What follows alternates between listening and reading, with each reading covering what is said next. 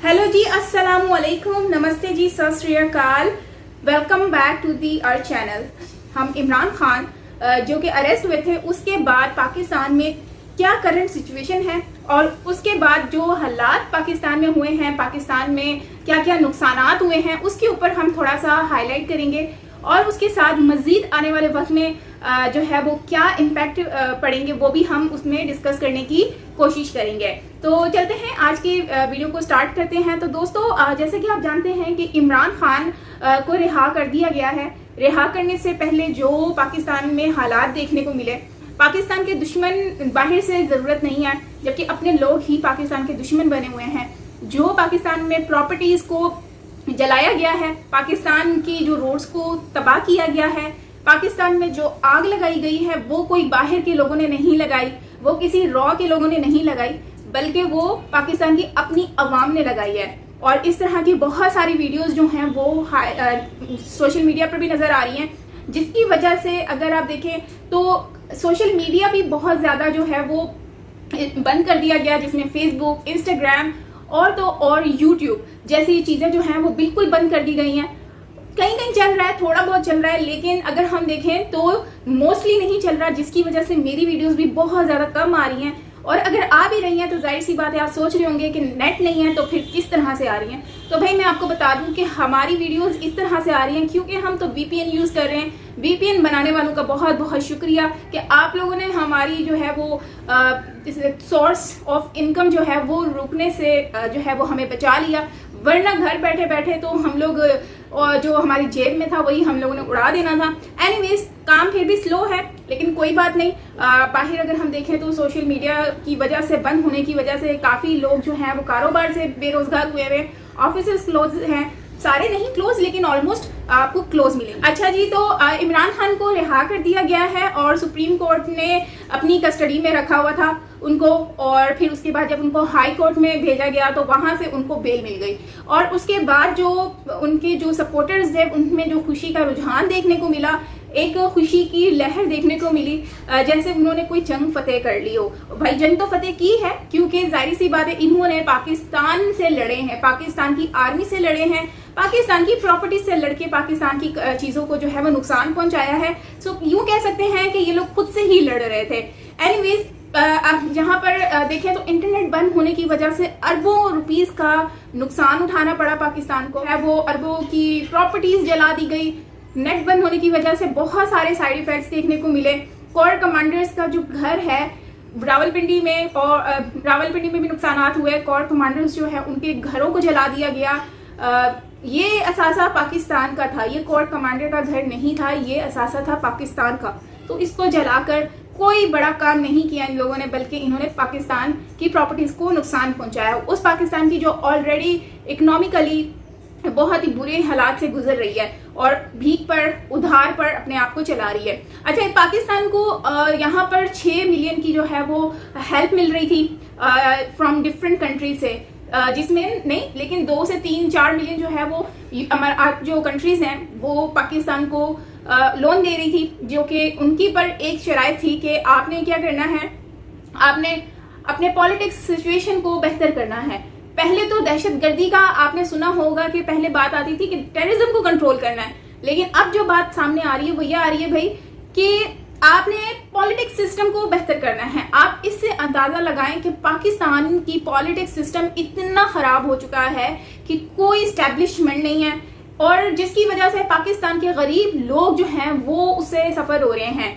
आप देखें तो IMF ने 6 मिलियन जो है उन्होंने इनको देने थे, जो है वो उन्होंने कहा था ठीक है हम आपको 6 मिलियन दे देंगे। और साथ में अमीरात कंट्रीज ने भी कहा था, जिसमें सऊदीया है, UAE है, उन्होंने कहा कि ठीक है हम भी आपको हेल्प करेंगे ताकि पाकिस्तान जो है वो क्राइसिस से ना गुजर सके, पाकिस्तान की हालात और मजीद खराब ना हो, पाकिस्तान कोलैप्स ना करे इकोनॉमिकली, तो जिससे पाकिस्तान के आने वाले 2 से 3 साल आराम से गुजर जाएं और पाकिस्तान की आम पब्लिक को थोड़ा सा रिलीफ मिल जाए। लेकिन इन लोगों से ये भी चीज बर्दाश्त नहीं हुई, पॉलिटिक्स सिस्टम बिल्कुल सही नहीं है। आप देखें तो इन्होंने और मजीद उस चीज को खराब करने की कोशिश की, तबाही मचाई, और उसके साथ साथ जो है अपने ही तबाही, ये सारे जो है वो तबाही मचाने वाले भी अपने ही लोग हैं। मतलब कि आप कोई गवर्नमेंट को स्टेबल होने ही नहीं दे रहे। तो इससे बड़ी हम क्या कहें कि कौन सी रॉ और कौन सा इंडिया और कौन सा चाइना।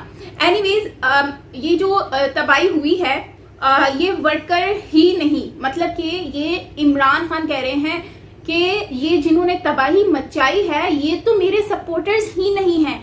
इमरान खान जब रिहा हुए तो उन्होंने अपने इंटरव्यू में ये बात कही कि मैं तो पुरअमन एहतजाज चाहता हूँ, और हमारे यहाँ पर जो भी एहतजाज हुआ है, प्रोटेस्ट में जितना नुकसान हुआ है वो तो जिन्होंने किया है वो हमारे सपोर्टर नहीं है। तो भाई इमरान खान साहब, अगर ये आपके सपोर्टर नहीं है तो क्या ये ऑपोजिट पार्टी के सपोर्टर हैं? मतलब उनका शायद कहने का मतलब ये है कि ये हमारे सपोर्टर नहीं है, ये सपोर्टर जो हैं ये तो ऑपोजिट पार्टी के आके उन्होंने नुकसान पहुंचाया है और हमारे खिलाफ प्रोपेगेंडा किया है। जबकि यही अवाम जो है, पीटीआई के सपोर्टर्स जो हैं वो हर तरह से कोर में चोरी करते हुए नजर आए, फाल से चोरी करते हुए नजर आए।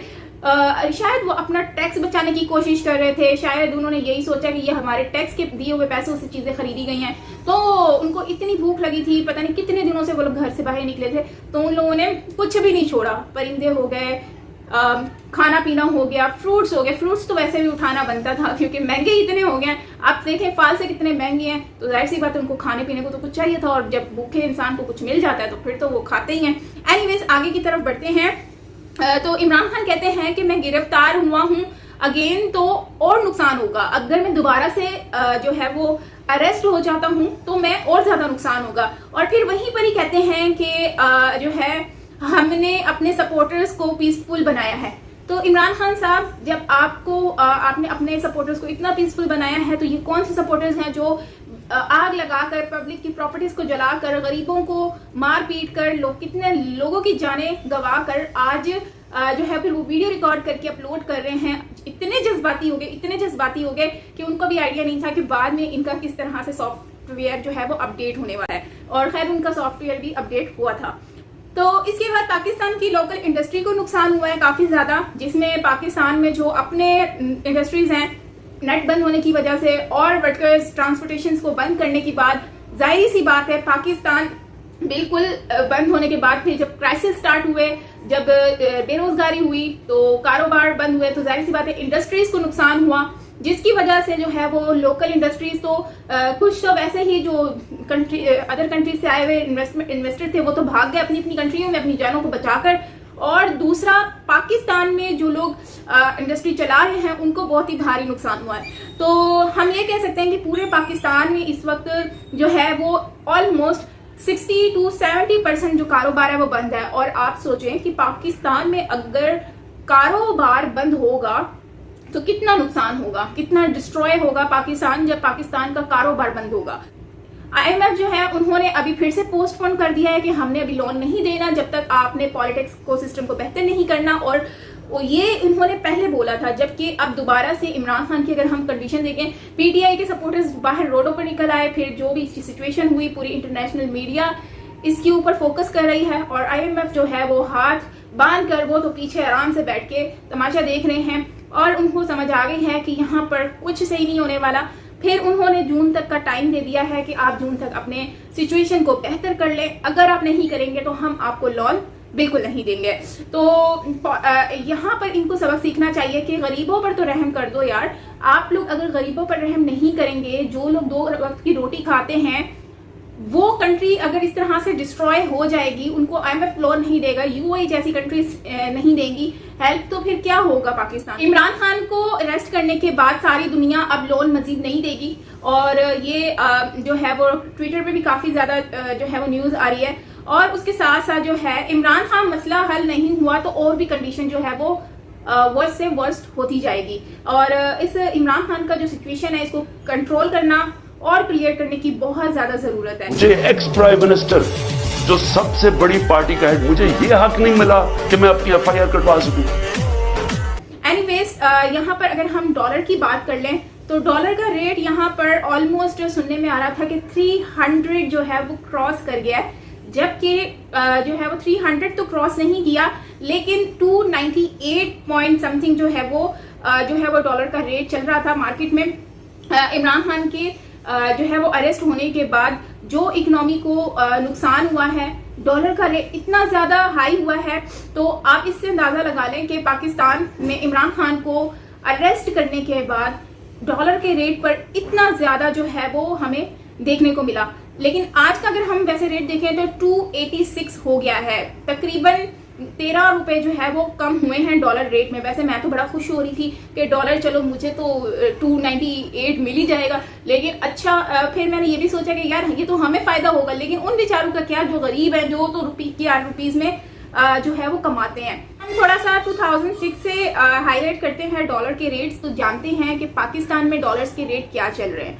तो पाकिस्तान में जो डॉलर्स के रेट हैं वो हैं 2006 से अगर हम स्टार्ट करें तो 160.4 PKR जो है वो $1 का बनता था। मतलब 2006 में डॉलर के रेट इतने कम हुआ करते थे। उसके बाद अगर हम देखें तो पाकिस्तान में जो मेन डॉलर का रेट इंक्रीज हुआ है वो हुआ है 2018 के बाद। 18 के बाद जो डॉलर ने छलांगे लगाना शुरू की हैं, जंप मारकर जो डॉलर ने रिकॉर्ड तोड़ा है पिछले 75 इयर्स का, वो आपके सामने है, स्क्रीन पर भी आप देख सकते हैं। तो 110 से जंप मारकर 163 में जो है वो ये डॉलर का रेट हो गया। अच्छा, मैं यहाँ पर आपको एक बात बताऊं कि ये 2018 में नवाज जो है वो इमरान खान साहब जो हैं उनकी गवर्नमेंट आई, इलेक्शन उन्होंने जीते, उसके बाद से जो पाकिस्तान में डॉलर के रेट्स हैं उसने फिर जो जंप मारना स्टार्ट किया। मुझे नहीं समझ आती है कि कौन सी तब्दीली है। उन्होंने कहा कि ये तब्दीली लेकर आ रहा हूँ, तो ये तब्दीली है, ठीक है भाई तब्दीली होगी। एनीवेज 163 2019 में नजर आ रहा है। उसके बाद जो डॉलर 2021 में 179 का हुआ, 2022 में 225 का हुआ है, और उसके बाद 23 में 278 का हो गया। तो आप डॉलर के रेट देखें तो कितने ज्यादा हो चुके हैं। और अगर हम प्रीवियस ईयर्स में चले जाएं तो पाकिस्तान का डॉलर रेट जो है वो 1961 में 4.76 का था, और 1948 में जब पाकिस्तान इंडिया से अलग हुआ था, सेपरेट एक कंट्री बनी थी, तो उस वक्त डॉलर का रेट आप देखकर हैरान होंगे, ये डॉलर रेट है 3.31। मतलब कि PKR आप अंदाजा लगाएं कि ये 1948 में जब पाकिस्तान भारत से सेपरेट हुआ था उस टाइम पर ये डॉलर का रेट इतना था। तो क्या फायदा ऐसी कंट्री का आजाद होने का जहां पर आप आजाद रहने का, आजाद का मतलब होता है कि आप अपने तरीके से अपनी कंट्री को चलाएं। ये कंट्री को चला रहे हैं या फिर कंट्री को मजीद तबाह कर रहे हैं, मुझे ये बता दीजिए। एनीवेज ये थी हमारी कुछ अपडेट्स और जो है वो डॉलर्स के ऊपर। और अब मुझे तो सपना लगता है कि 1948 में जो डॉलर का रेट था 3 पॉइंट समथिंग, क्या वो दोबारा से हो सकेगा। और अगर मजीद देखें कि डॉलर का रेट मजीद इंक्रीज हो गया, 300 क्रॉस कर गया, तो पाकिस्तान की इकोनॉमी जो है वो कोलैप्स कर जाएगी, ऑलरेडी हो चुकी है और मजीद हो जाएगी। और उसके बाद जो है वो लोगों का सर्वाइव करना बहुत ही मुश्किल हो जाएगा और कंट्री की सिचुएशन को कंट्रोल करना बहुत ही ज़्यादा मुश्किल हो जाएगा।